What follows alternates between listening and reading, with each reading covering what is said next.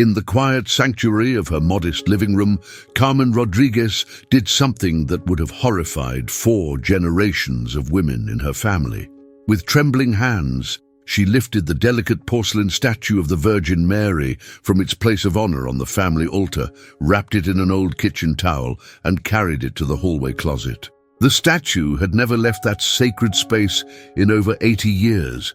According to Carmen's later testimony, the moment she placed the blessed figure behind winter coats and forgotten boxes, she whispered words that still haunted her.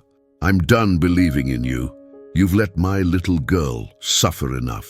The candles that had burned continuously for decades flickered once and went dark, leaving the altar bare except for dust outlines where the statue had stood. What had driven this devoted mother to such an unthinkable act began 3 days earlier in Dr. Martinez's sterile office. 8-year-old Isabella Rodriguez, Carmen's only child, had been diagnosed with a rare congenital heart defect that required immediate surgical intervention. The doctor's words had echoed in Carmen's mind like a death sentence. Without surgery, she has perhaps 6 months. With surgery, there are significant risks we cannot predict. Before we go deeper into this mystery, take a moment to subscribe to Virgin Mary Mysteries. Stories like this are too powerful to experience alone. Tell me in the comments where you're watching from, and share a simple prayer phrase for families facing medical crises. Carmen had grown up believing that faith could move mountains, that the Virgin Mary protected families who honored her with daily devotion. She had prayed the rosary every morning since childhood, taught Isabella to whisper Ave Maria before bed, and maintained the family altar with religious devotion. Yet here was her precious daughter, the light of her life, facing a medical crisis that no amount of prayer seemed to touch. The night before removing the statue, Carmen had knelt before the altar for hours, rosary beads cutting into her palms as she pleaded for Isabella's healing. She had promised everything: increased devotion, pilgrimage, charitable works, anything to spare her child. But when Isabella woke that morning, complaining of chest pain, Carmen felt something break inside her spirit that she feared could never be repaired. As she closed the closet door on the statue that had been her family's spiritual anchor for generations, Carmen didn't notice the faint scent of roses that seemed to linger in the hallway, despite no flowers being present in her home. She was too consumed by grief and anger to recognize what those who still believed might have called a sign. What Carmen didn't know was that removing the statue wouldn't end her family's connection to the mysterious protection they had always known. In fact, according to those who witnessed what happened next, it was only the beginning of events that would challenge everything Carmen thought she understood about faith, protection, and the power of a mother's love. But first, Isabella's condition would get much worse, and Carmen would have to face the terrifying possibility that her crisis of faith had come at the worst possible moment. What happens to a family when they turn away from the very source of strength that has protected them for generations? The statue that now lay hidden in Carmen's closet carried within its delicate porcelain form the prayers and tears of 4 generations of Rodriguez women. Each had turned to this sacred figure during their darkest moments, and each had experienced what they believed to be miraculous intervention when hope seemed lost. Carmen's great-grandmother, Rosa Rodriguez, had clutched this very statue during the brutal winter of 1932, when the Great Depression threatened to destroy their family. According to family stories passed down through whispered conversations, Rosa had prayed before the statue for 9 consecutive nights as her husband searched desperately for work and their children went to bed hungry. On the 10th morning, a stranger appeared at their door, offering Rosa's husband a job that would sustain them through the worst of the economic collapse. But it was during World War II that the statue's protective power became legendary in the Rodriguez family. Carmen's grandmother, Elena Rodriguez, had held vigil before the statue every night while her 3 sons served overseas. She would light a candle at dusk and pray the rosary until dawn, never missing a single night for 3 years. The family still spoke in hushed tones about the telegram that never came, how all three sons returned home safely when so many mothers in their neighborhood received devastating news. The most profound miracle, according to family testimony, occurred during Carmen's own birth in 1989. Her mother, Sofia Rodriguez, had experienced complications that threatened both her life and her unborn child's. As doctors prepared for an emergency delivery, Sofia's mother-in-law placed the statue on the hospital room's windowsill and began praying. The medical team later described what happened next as unprecedented.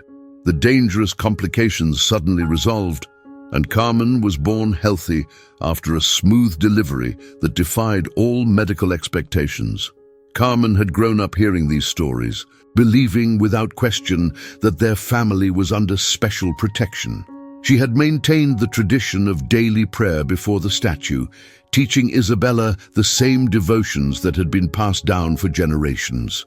The little girl would often be found sitting quietly before the altar, whispering her own innocent prayers and arranging fresh flowers around the statue's base. But Isabella's diagnosis had shattered Carmen's faith in these family stories. If the statue truly provided protection, how could her innocent daughter be suffering from a condition that threatened her very life? The prayers that had supposedly worked for her ancestors felt hollow and meaningless when spoken for Isabella's healing. What Carmen didn't realize was that the statue had become more than a family heirloom. It had become a spiritual anchor that connected their bloodline to something greater than their individual struggles. Each generation had added their faith to its power, creating what some might call an unbreakable chain of divine protection. Now, for the first time in over 80 years, the chain had been deliberately broken by the one person who needed its strength most desperately. Carmen's act of removing the statue hadn't just hidden a religious object. It had severed a spiritual connection that had protected the Rodriguez family through wars, economic disasters, and medical crises. But had Carmen's crisis of faith come too late?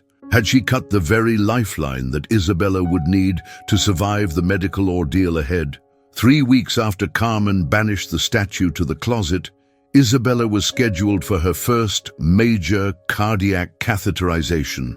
Carmen sat in the pediatric waiting room, hands clenched, trying not to think about the empty altar at home. The morning had begun with an unsettling phone call. Isabella's procedure, originally scheduled for 2 p.m., had been mysteriously moved to 8 a.m. without explanation. Carmen barely managed to get Isabella to the hospital on time. According to medical staff who witnessed what happened next, the scheduled change would prove life-saving in ways no one could have anticipated. Dr. Patterson had arrived that morning to discover a critical error. The equipment needed for Isabella's catheterization had been double-booked, and the afternoon slot would have required using an older machine not calibrated for a child Isabella's size. The error could have permanently damaged her fragile heart. If this story is pulling you in, subscribe now and tell me in the comments what you believe is really happening. Your insight might reveal something we haven't seen yet. Nurse Patricia Morales made the decision that saved Isabella's life. According to her testimony, she had been walking past the scheduling board when she felt an overwhelming urge to check Isabella's file one more time. Something she couldn't explain compelled her to verify every detail, even though she had already confirmed everything twice. When Patricia discovered the equipment conflict, she immediately called Carmen at exactly 6 a.m., moving the procedure to the morning slot with the newest, most precise machinery available. Carmen dismissed the schedule change as typical hospital inefficiency. She was too focused on Isabella's fear to consider the timing might be more than coincidence.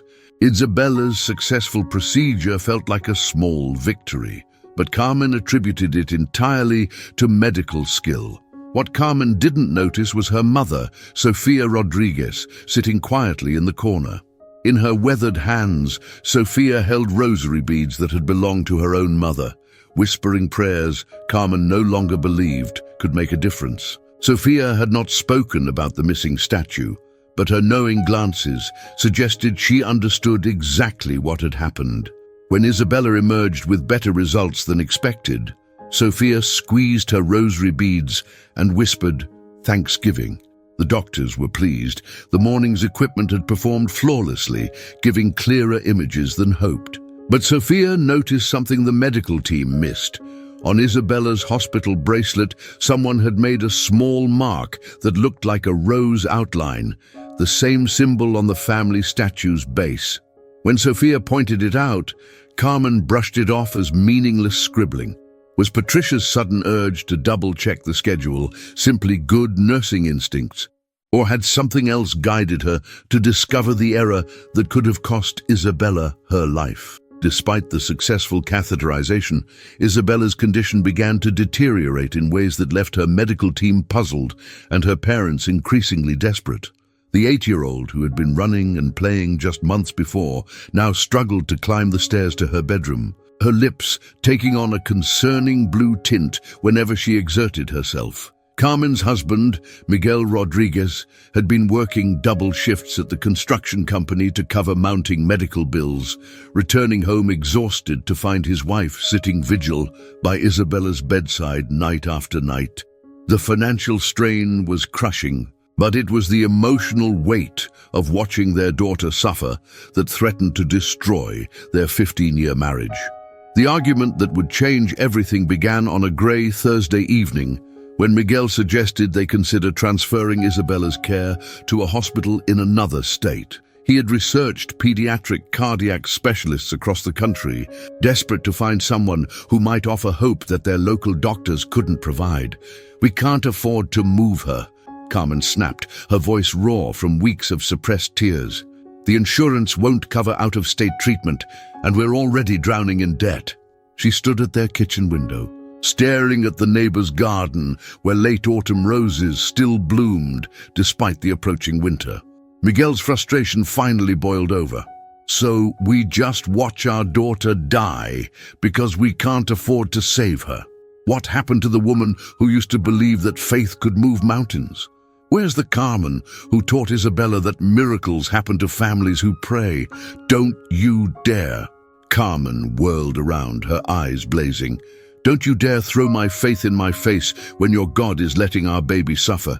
I prayed every day for 8 years, Miguel, every single day. And what did it get us? A daughter with a broken heart and medical bills that will bankrupt us." In the heated moment that followed, as Miguel started to respond with his own angry words, Carmen suddenly stopped mid-sentence. Her face went pale, and she pressed her hand to her chest as if struggling to breathe. "Do you smell that?" she whispered. The unmistakable fragrance of roses had filled their kitchen, not the faint, pleasant scent of flowers, but the rich, overwhelming aroma that Carmen remembered from her grandmother's prayer vigils. It was the same scent that had always accompanied Elena Rodriguez's most fervent moments of devotion, when she would spend entire nights kneeling before the family altar. Miguel looked around the room in confusion. "Smell what? Carmen, what's wrong?" But Carmen had already begun backing away from the kitchen, shaking her head violently. "It's nothing. It's stress.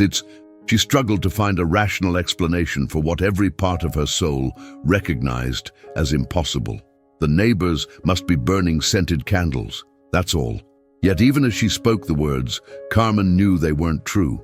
The scent was too specific, too powerful, and too perfectly timed to be explained away by coincidence. It was the same fragrance that had filled the house during every family crisis, when the statue had been in its place of honor. But acknowledging what the scent meant would require Carmen to admit that she had been wrong to abandon her faith, and she wasn't ready to face the possibility that her crisis of belief might have endangered Isabella's life. What was Carmen so afraid to acknowledge about the signs that seemed to be reaching out to her despite her rejection of faith? 2 days after the mysterious scent of roses had filled their kitchen, Carmen found herself rushing through the hospital parking garage with Isabella, who was scheduled for another round of tests that might determine whether she was strong enough for the major surgery her doctors now considered inevitable. Isabella had been unusually quiet during the car ride, staring out the window with an intensity that worried Carmen. The little girl who once chatted constantly about school friends and favorite cartoons now spent most of her time in contemplative silence, as if listening to something only she could hear. "Mama, why don't we pray together anymore?" Isabella asked as they walked through the dim parking garage toward the hospital entrance. Her small hand was warm in Carmen's, but her breathing was labored from the short walk. Carmen's throat tightened. How could she explain to an 8-year-old that prayer felt like talking to empty air? "We'll talk about that later, mija. Right now, we need to focus on getting to your appointment on time." They were halfway across the parking lane when Carmen's phone rang. Dr. Patterson's office was calling with a last-minute change to Isabella's test schedule. Carmen stopped walking to answer the call, positioning herself between two parked cars as she tried to hear the nurse's instructions over the hospital's ambient noise. According to witnesses who saw what happened next, Carmen had stepped backward into the driving lane without realizing it, completely focused on the phone call that would determine her daughter's treatment plan. A delivery truck was backing up toward the exact spot where Carmen stood, its warning beeps masked by the noise of hospital construction nearby. The driver later testified that he never saw Carmen in his mirrors. The angle of the sun and the position of the parked cars created a blind spot that would have made the accident unavoidable. But Isabella saw everything. Without warning, Isabella grabbed her mother's arm with surprising strength and yanked her backward toward the sidewalk. The sudden movement caused Carmen to drop her phone and stumble, but it pulled her clear of the truck's path by mere inches.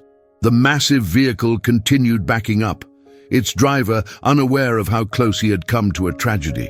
Carmen's heart hammered as she realized what had almost happened, but when she looked at Isabella, her daughter's expression was strangely calm, as if she had expected the danger and known exactly how to respond.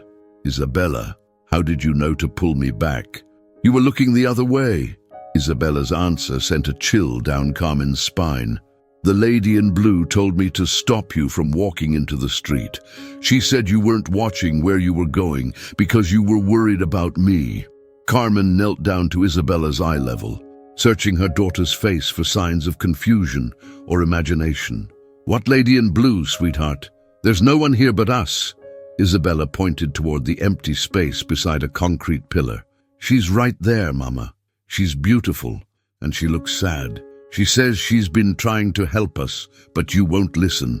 Carmen's rational mind scrambled for explanations. Stress-induced hallucinations, side effects from Isabella's medications, the active imagination of a sick child seeking comfort. But deep in her heart, she began to suspect that Isabella was seeing something that Carmen's crisis of faith had blinded her to. Who was the mysterious lady in blue that only Isabella could see? And why was she protecting a family whose mother had rejected all belief in divine intervention?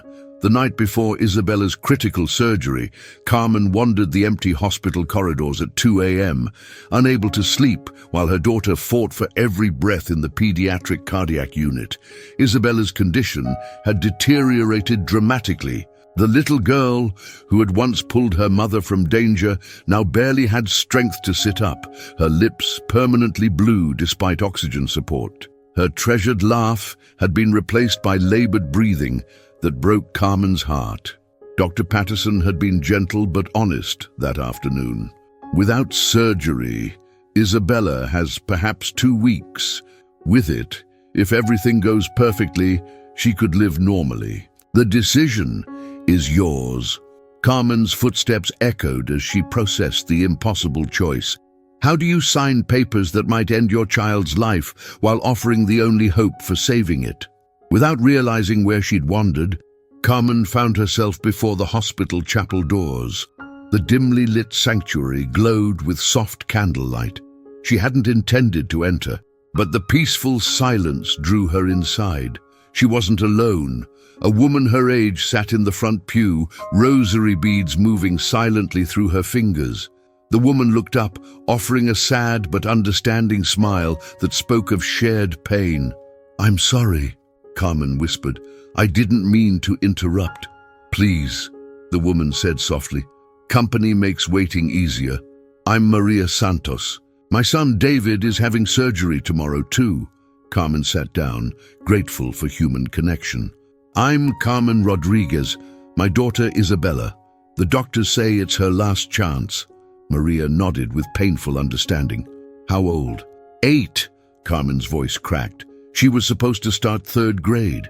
They sat in silence, two mothers facing every parent's worst nightmare. Then Maria spoke quietly.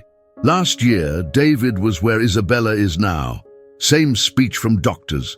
Risky surgery. No other options. I spent 3 days in this chapel begging for a miracle." Carmen leaned forward, hungry for hope. David had been unconscious for 2 days, his body shutting down, but that night he woke up and told me about the beautiful lady who visited him. She wore blue, he said, and told him not to be afraid because she was watching over all the children in the hospital. The chapel grew quieter as Maria continued. "I thought it was medication or fever, but his vital signs had improved dramatically. By morning, doctors were calling him a completely different patient." Carmen's heart pounded. "A lady in blue." "The surgery went perfectly," Maria whispered. "David starts 4th grade next month. Perfectly healthy, like none of this ever happened." The lady in blue. Some things can't be explained, only experienced. Carmen thought of Isabella's words in the parking garage, of the mysterious scent of roses, of the scheduling miracle that had saved her daughter's life during the catheterization. Could she have been wrong to abandon the faith that had protected her family for generations? Will Carmen find the courage to restore faith, or has her doubt created a barrier that cannot be crossed? At 6:47 a.m., as dawn light filtered through the surgical wing windows, Carmen sat in the family waiting area, clutching Maria's rosary beads. Having spent the entire night in the chapel learning to pray again, Isabella had been in surgery for 3 hours, and Dr. Patterson had promised to update them every hour, but the last update was now 20 minutes overdue. When the surgical doors finally burst open, Carmen's heart dropped at the sight of Dr. Patterson's pale, strained expression. Behind him, she could see the controlled chaos of medical personnel moving with urgent efficiency that spoke of a crisis unfolding. "Mrs. Rodriguez, we need you to know." Isabella's heart stopped during a critical portion of the procedure. Dr. Patterson's voice was steady, but his hands trembled slightly. "We've been working to resuscitate her for 8 minutes. Her heart rhythm is extremely unstable, and we're doing everything medically possible, but..." Carmen didn't wait for him to finish. In that moment of absolute terror, every rational thought abandoned her, and she was guided by pure maternal instinct and the flickering ember of faith that Maria had helped her rediscover. "I need to get something," Carmen whispered, already backing away from the doctor's concerned expression. Something that might help her. She ran through the hospital corridors with a desperate energy she hadn't felt in months, past startled nurses and concerned visitors, her mind focused on only one thing: the statue that had protected 4 generations of Rodriguez women, and which she had abandoned in her moment of greatest need. Carmen burst through the front door of her house and raced to the hallway closet, pushing aside winter coats and forgotten boxes until her hands found the familiar weight of the porcelain figure wrapped in the old kitchen towel. For the first time in weeks, she looked directly into the serene face of the Virgin Mary, and tears streamed down her cheeks as she whispered words she thought she'd never say again. "Please forgive me. Please don't let my daughter pay for my lack of faith. She's innocent. She's pure. If you're going to be angry with anyone, be angry with me." The drive back to the hospital was a blur of desperate prayers and running red lights. Carmen clutched the statue against her chest as she ran through the parking garage where Isabella had once saved her from danger, past the chapel where she had learned to hope again, straight to the surgical intensive care unit. "Ma'am, you can't go in there!" A nurse tried to stop her, but Carmen pushed past with determination that surprised everyone, including herself. Isabella lay surrounded by machines and monitors, her small body dwarfed by the medical equipment fighting to keep her alive. Carmen placed the statue on Isabella's bedside table and fell to her knees, pressing her daughter's small, cold hand between her own. "She's here now, mija," Carmen whispered through her tears. "Our Lady is here to protect you. I'm sorry I took so long to bring her back." The heart monitor continued its erratic, terrifying rhythm as medical staff worked frantically around them. Had Carmen's desperate act of restored faith come too late to save Isabella's life? According to medical records at Children's Hospital, what happened after Carmen placed the Virgin Mary statue on Isabella's bedside table defied every expectation. Dr. Patterson and his surgical team had for the little girl's recovery. Within minutes, Isabella's erratic heart rhythm began stabilizing in ways the medical team described as unprecedented. The dangerous arrhythmias suddenly resolved into a strong, steady heartbeat. By evening, Isabella was breathing on her own, her color normal, asking for strawberry pudding. Dr. Patterson later confided to Carmen that in 30 years of pediatric cardiac surgery, he had never witnessed such a turnaround. "The same heart that was failing this morning is functioning like it belongs to a perfectly healthy child," he said, shaking his head. "Medically, I can't explain what happened." Carmen knew what had changed. 3 weeks later, Isabella was discharged with a clean bill of health. The heart defect that had threatened her life showed no signs of ever having existed, leaving her cardiologist to document the case as a complete and unexplained resolution of congenital cardiac abnormalities. The first thing Carmen did when they returned home was restore the statue to its rightful place on the family altar. But her approach was different now. She no longer saw the statue as a cosmic vending machine dispensing miracles for perfect prayers. Instead, she understood it as a symbol of unconditional love that remains present even when faith falters. Isabella, now thriving in 3rd grade, often sits before the altar in evenings, whispering prayers and arranging fresh flowers around the statue's base. But her conversations with the statue seem more like discussions with an old friend than formal prayers. "She tells me things," Isabella confided to her mother one evening. "Happy things, about other children who got better, and about families who found each other when they were lost." If this story moved you, subscribe to Virgin Mary Mysteries so you never miss the next chapter in these extraordinary mysteries. Type "Sacred Protection" in the comments if this story touched your heart, and share where you're watching from so we can create a prayer chain together. Carmen has noticed other mysterious occurrences since the statue's return. Fresh roses appear on the altar despite no one placing them there. The scent of her grandmother's prayers sometimes fills the house during quiet moments. Neighbors have begun sharing their own stories of unexplained help during difficult times. Most intriguingly, Carmen receives phone calls from other mothers facing medical crises with their children, all of whom somehow learned about Isabella's recovery through connections they can't explain. Each family reports similar experiences, sudden improvements, unexplained schedule changes that prevent complications, and children who mention visits from a beautiful lady in blue. The Rodriguez family's story has become part of something larger, a network of protection that extends far beyond their modest home. Carmen now understands that their statue was never just a family heirloom. It was a beacon connecting them to divine love that watches over families in their darkest moments.